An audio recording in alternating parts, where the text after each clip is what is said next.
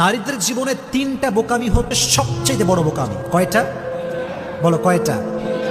এক, নারীদের জীবনে সবচাইতে বড় বোকামি হচ্ছে এরা পুরুষকে বাহ্যিক দেখে জাস্টিফাই করে, ভেতরটা দেখতে চায় না।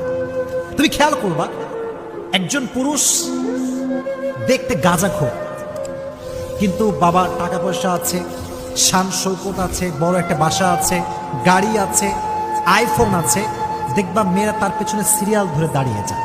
আর একজন পুরুষ, যে পুরুষের টাকা পয়সা কম, বাড়ি গাড়ি কম, কিন্তু আল্লাহর ভয় আছে, পছন্দ করতে চায় না। ম্যাক্সিমাম পিপল পছন্দ করতে চায় না, কারণ নারীরা বাহ্যিকের পাগল হয় বেশি। এর কারণ কি জানেন?